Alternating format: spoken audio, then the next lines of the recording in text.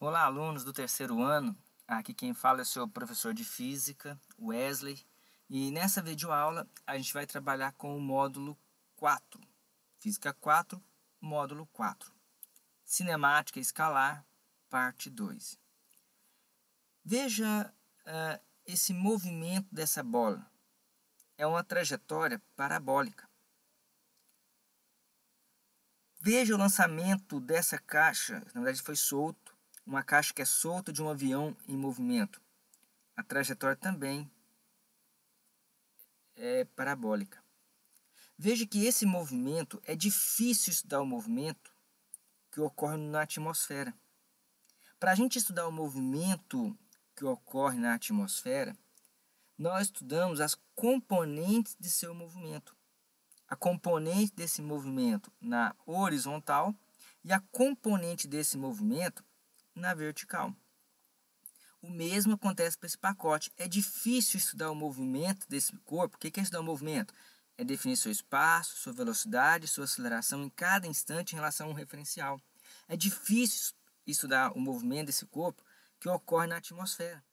O que a gente faz? Nós estudamos a componente desse movimento na horizontal e a componente desse movimento na vertical. Então, olha o que nós chamamos de composição de movimento. O movimento de um corpo pode ser o resultado da composição de outros movimentos realizados simultaneamente. Ou seja, o movimento dessa bola que ocorre na atmosfera, ele é a composição de dois movimentos que ocorrem simultaneamente, um na direção horizontal, outro na direção vertical. O movimento desse pacote, ele é um movimento composto. Este movimento ele é composto por dois movimentos que ocorrem simultaneamente, um na horizontal e um na vertical. Aí vem o princípio de Galileu, o princípio da simultaneidade, que fala o seguinte: quando um corpo se encontra sob a ação simultânea de vários movimentos, cada um deles se processa como se os demais não existissem. Por exemplo, nós temos aqui um barco que tem uma velocidade devido ao seu motor, que é a velocidade do barco. VC é a velocidade da correnteza. Lembra que todo movimento ele é relativo.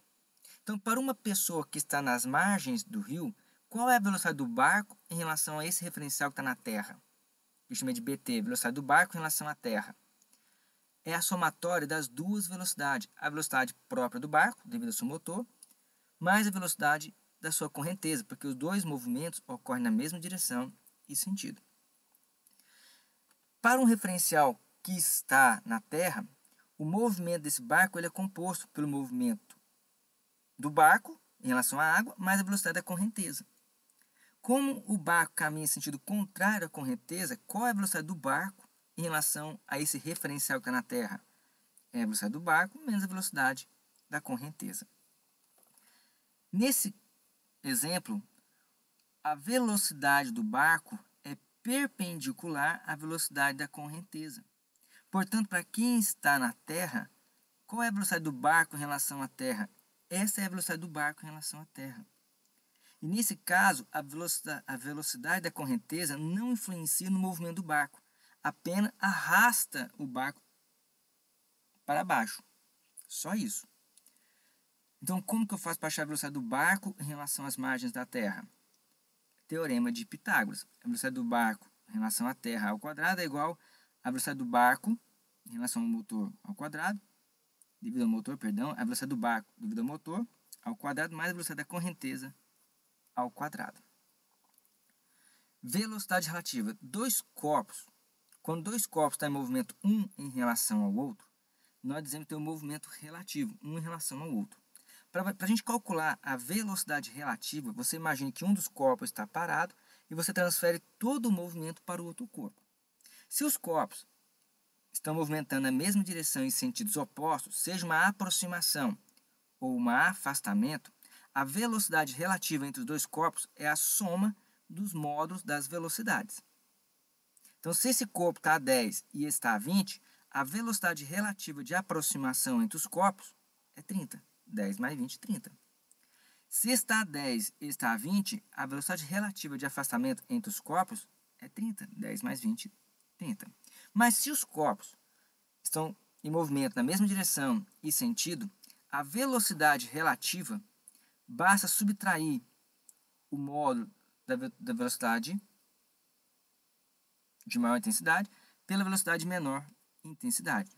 De novo, se os corpos estão movimentando na mesma direção e sentido, a velocidade relativa de aproximação ou de afastamento é obtido subtraindo o módulo da velocidade de maior intensidade pelo módulo da velocidade de menor intensidade.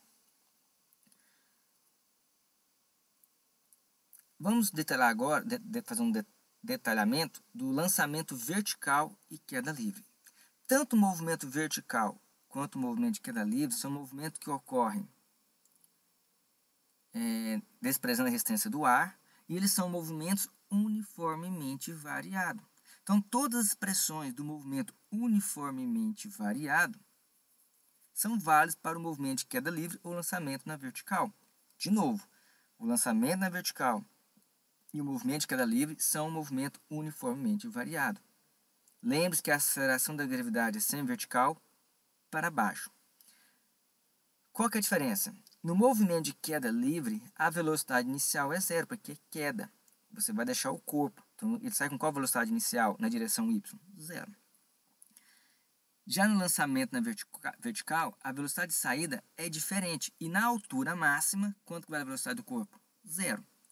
Como não tem resistência e você considera o ambiente o mesmo, o tempo de subida é igual ao tempo de descida, a velocidade de saída é igual à velocidade de chegada. Então, se eu lançar 20 metros por segundo, ele vai chegar com qual velocidade? 20 metros por segundo. Se esse corpo gasta 5 segundos para subir, ele gasta quanto tempo para descer? 5 segundos. E na altura máxima, quanto que é a velocidade do corpo? Zero. Tanto o movimento de queda livre quanto o movimento de lançamento na vertical é um movimento uniformemente variado, ou movimento retilíneo uniformemente variado. Outra observação, na subida o movimento é retardado, na descida o movimento é acelerado. Tá? E várias essas expressões já conhecidas por nós no movimento uniformemente variado. Movimento parabólico. Nesse movimento parabólico, o corpo descreve um movimento bidimensional. É difícil estudar esse movimento. Nós estudamos as componentes desse movimento. A componente desse movimento na horizontal e a componente desse movimento na vertical. O que é interessante é que a componente desse movimento na horizontal é um movimento uniforme. E a componente desse movimento na vertical é um movimento uniformemente variado. Nós temos dois tipos de movimento parabólico aqui, o lançamento oblíquo e o lançamento horizontal. No lançamento oblíquo significa que a velocidade inicial forma um ângulo θ com a direção horizontal. Então isso caracteriza um lançamento oblíquo. Significa que o vetor velocidade forma um ângulo θ diferente de zero e de 180 com a horizontal, ou seja, ela forma dois ângulos, um agudo e um obtuso com horizontal. Isso que é lançamento oblíquo. No lançamento oblíquo, esse movimento ele pode ser decomposto em duas componentes. Um na horizontal, um na vertical. Na horizontal, o movimento é uniforme, na vertical, uniformemente variado.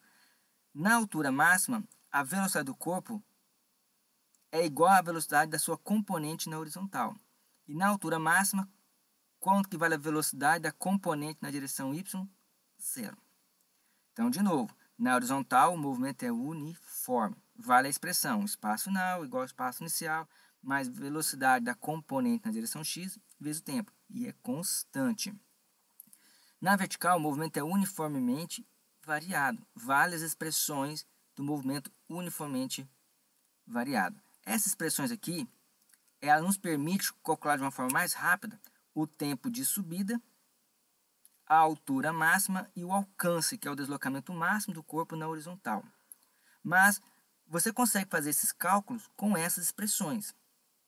Dá um pouco mais de trabalho, mas tem como. Mas para você entender, saiba que o tempo de subida é igual ao tempo de descida. E como que eu calculo? É a velocidade inicial vezes seno do ângulo de inclinação da velocidade com a horizontal, dividido pela aceleração da gravidade. A altura máxima, que é a componente do movimento alcance na vertical, é a velocidade inicial ao quadrado, vezes seno do ângulo de inclinação do vetor velocidade em relação à horizontal, ao quadrado, sobre 2 vezes a aceleração da gravidade. E o alcance, que é o deslocamento máximo do corpo na horizontal, é a velocidade inicial ao quadrado, vezes seno de 2θ sobre a aceleração da gravidade. No lançamento na horizontal, qual é a diferença do lançamento na horizontal com o lançamento oblíquo? É que a velocidade inicial da componente na direção y é 0. E a velocidade de lançamento é igual à velocidade da componente na direção x. Mas esse movimento, esse lançamento na horizontal, ele é composto de 2 movimentos simultâneos. Um na horizontal, que é um movimento uniforme, velocidade constante, e outro na vertical, que é um movimento uniformemente variado. Para você calcular aqui tanto a altura máxima quanto o alcance, basta usar as expressões que nós já conhecemos do movimento uniformemente variado e do movimento uniforme. Você não pode usar essas expressões, aqui no caso, para determinar a altura máxima e o alcance máximo no lançamento horizontal. Essas expressões, ela é válida para o lançamento oblíquo. Tá? Pessoal, obrigado pela atenção. Deus abençoe a sua vida e lembre-se, é tempo de crescer.